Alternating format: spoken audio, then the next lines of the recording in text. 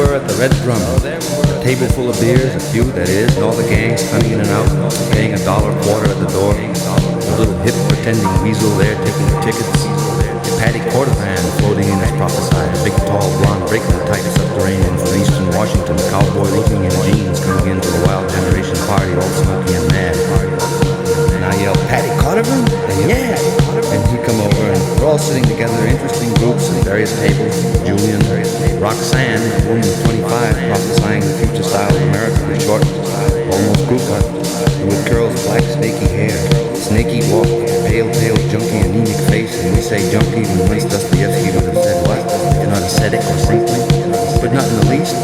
Like the cold, pale booster face of a cold blue girl, and wearing a man's white shirt with the cuffs undone, untied at the buttons. So I remember her leaning over talking to someone after having slipped across the floor with flowing propelled shoulders, bending to talk with her hand holding a short button, and a neat little flick she was giving it to knock ashes, but repeatedly with long fingernails, an inch long and also orient and snake-like.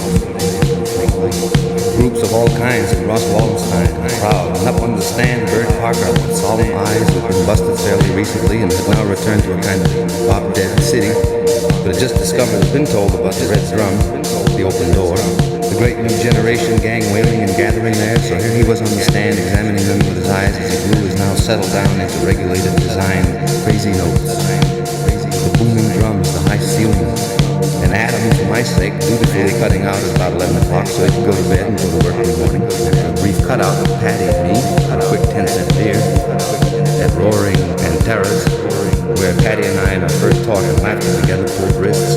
Now Mardu cut out with me, glee-eyed, between sets for quick beers. But at her insistence at the Mask instead, where they were 15 cents, but she had a few pennies herself, and we went there and began earnestly talking and getting hype tingles together, and that was the beginning. Returned to the Red Drum for sets, to hear Bird, whom I saw now, distinctly digging Mardu several times also myself, directly into my eye, looking to search if really I was that great nut I thought myself to be, as if he knew my thoughts and ambitions or remembered me from other nightclubs and other coasts, other Chicagos. Not a challenging look, but the king and founder of the pop generation, at least the sound of it. He's digging his audience, digging the eyes, the secret eyes, him watching, as he just pursed his lips and let great lungs and immortal fingers work, his eyes separate and interested and humane. The kindest jazz musician there could be while being and therefore naturally the greatest.